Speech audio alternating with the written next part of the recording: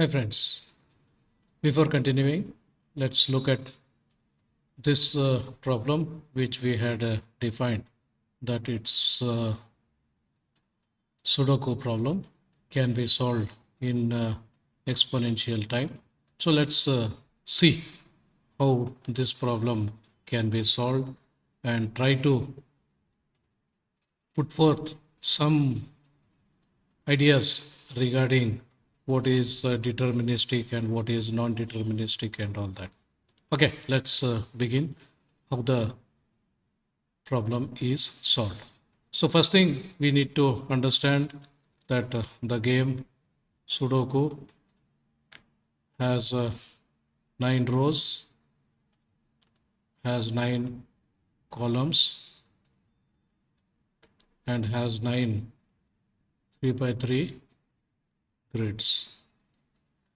So 9 rows are there, 9 columns are there, and this 3 by 3 grids are there. They are 9 in number. So you can see that these 9 are there, and the rule of the game is to use numbers 1 to 9, place them such that no two numbers in the same row, in the same column, or in the 3 by 3 grid be the same.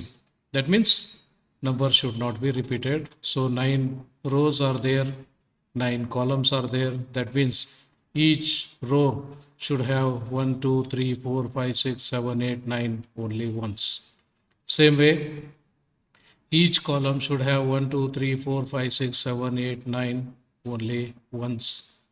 And same way, each 3 by 3 should have 1 to 9 only once. So that's a simplest rule. And how do you solve? So there are simple rules like, so we can see a 6 here. So that takes care of 6 of this row. And there is a 6 here. So that takes care of 6.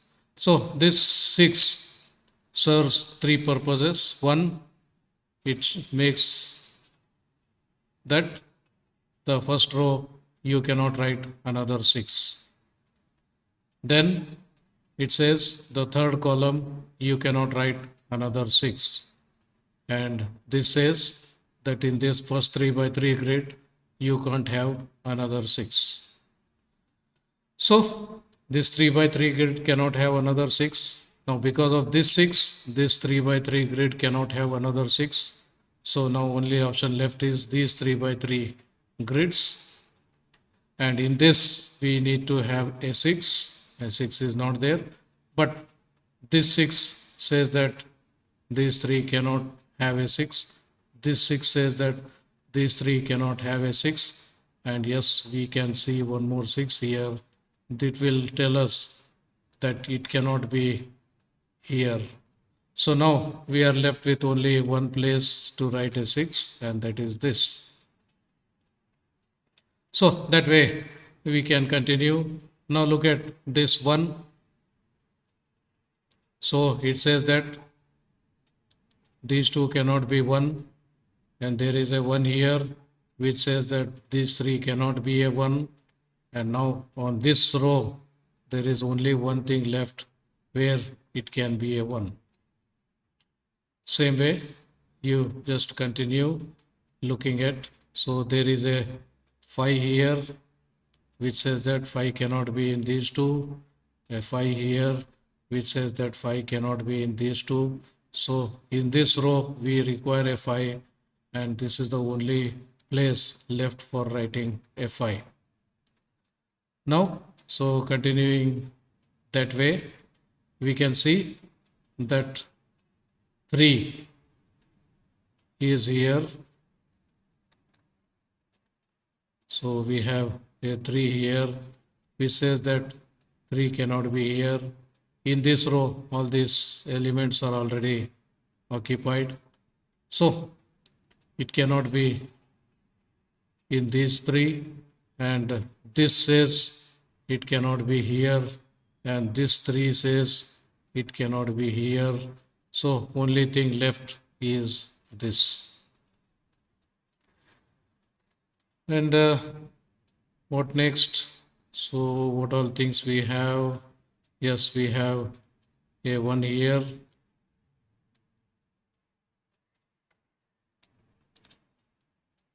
which says that 1 cannot be here, a 1 here which says that 1 cannot be here, a 1 here which says that 1 cannot be here.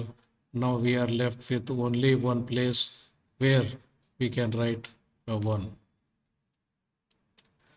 Now looking at after this 1 is there, then this 2 cannot be a 1, and this one of these two should be a 1, and there is a 1 already here, therefore this cannot be 1, so this has to be a 1. When this is 1, this is 1, then either of these two have to be 1. We have a 1 here, therefore 1 has to be here.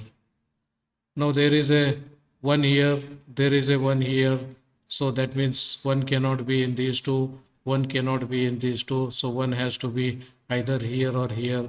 There is already a 1 here, therefore 1 has to be here. So what has happened? So 1, 1, 1 is over, 1, 1, 1 is over, 1, 1, 1 is over. So for once we have done it. Now what else we can do? So we can see in this column what is left. 1, 2, 3, 6 and 8 are remaining. So if you look at this point, so it says that for this column, second column, 1 is there, 2 is there, so 3 is not there, 6 is not there, 8 is not there.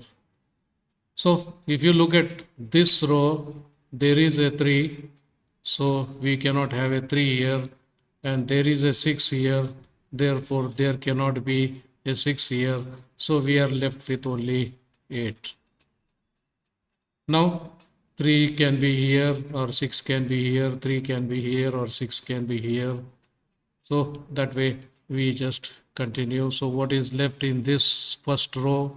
1 is there, 2 is not there, 3 is there, 4 is not there, and 5 is not there.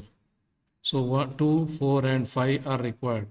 Otherwise 1, 3, 6, 7, 8, 9 other all are there. So 2, 4 and 5 have to occupy these 3 places. So anything we can look at. So 5 cannot be here, then 5 has to be in one of these two. So I can't find out any one like that. Then it says 2 is here, therefore 2 has to be in either of these two. And about 4, nothing about 4. 4 is here, that means 4 has to be in either of these two. So now at this stage I am not sure what has to be done there. So I can simply say that as far as this one is concerned, so the first row has to be 2, 4 or 5. 5 is there, so it can be 2 or 4. 2 is there, 4 or 5, and 4 is there, 2 or 5. So two options are open, so I am not sure still what to do.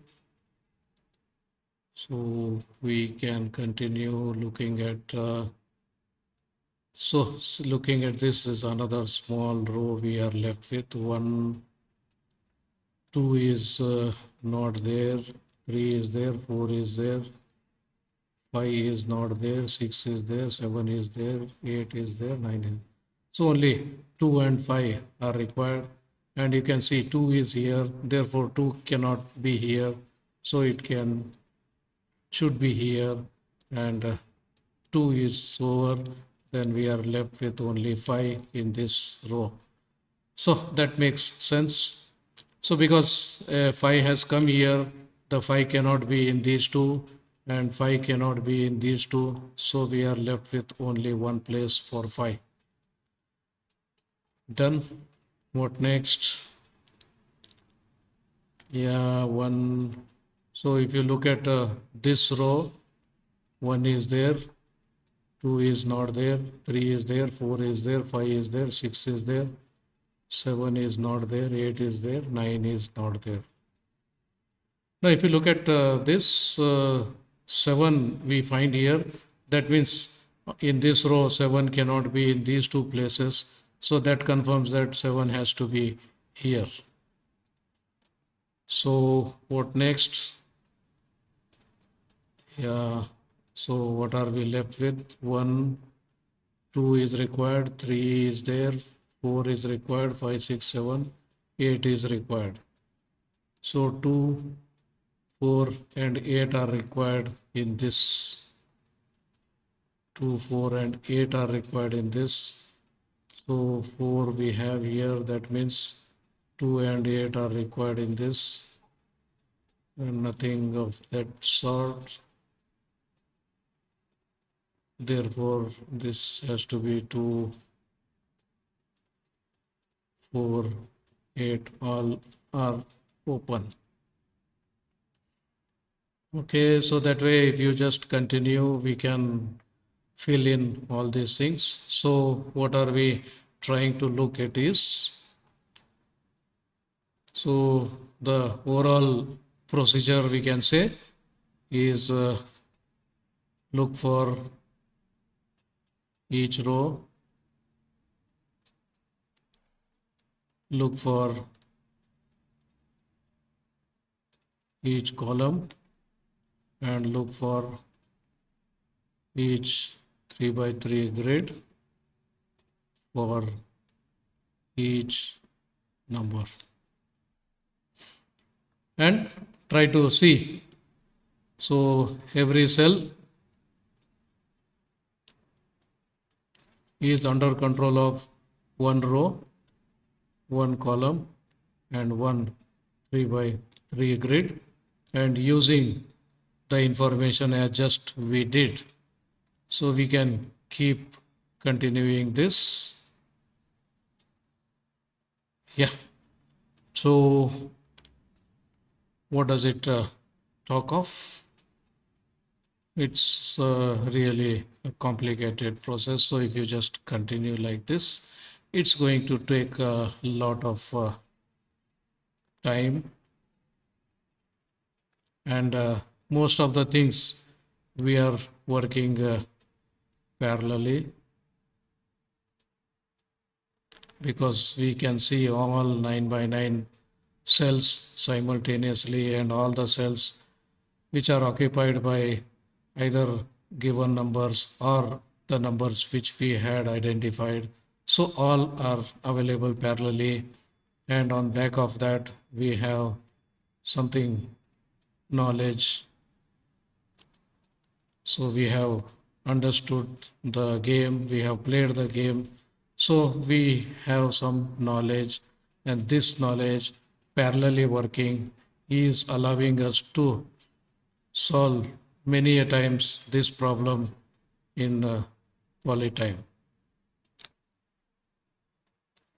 But when it comes to write a code, so you need to work in this fashion. So for every cell, you need to look for every row, every column, and all. So that's going to become exponential time problem.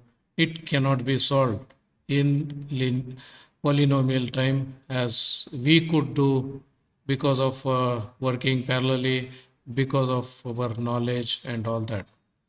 So if we could simulate this, if we could simulate this, whatever we talk parallelly doing, some knowledge, all that, if you can simulate it on a system, if you could write a code on the system, then we can get the solution in polytime. but still we have not known how this could be put in the form of a program. I still don't know how to put this in the form of a program which parallelly it works, and there is something called knowledge. So here maybe in future artificial intelligence may help us, but as on now I still don't know how to put this in the form of a program, whatever I have discussed here. So it involves a lot of intelligence, and through that intelligence and the knowledge, we could solve this problem in almost finite time, so poly time. But this program, I cannot put it uh, on the paper. I can't program a machine what I did. Therefore, whatever I did, if you look from the point of view of a machine, it is simply a non-deterministic way of working. So we have non-deterministic way of working, and that can get us the solution in poly time. So we can claim that it is a NP problem.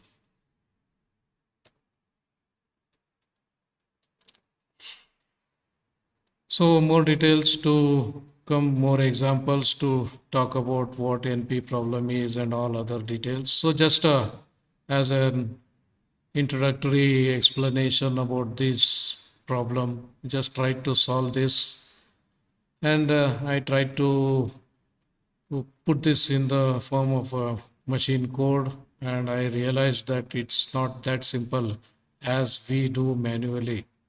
So doing manually involves a lot of things. You see whole thing in parallel, and there is intelligence with us, and that intelligence with our prior knowledge of solving earlier Sudoku problems can help us in identifying the solution.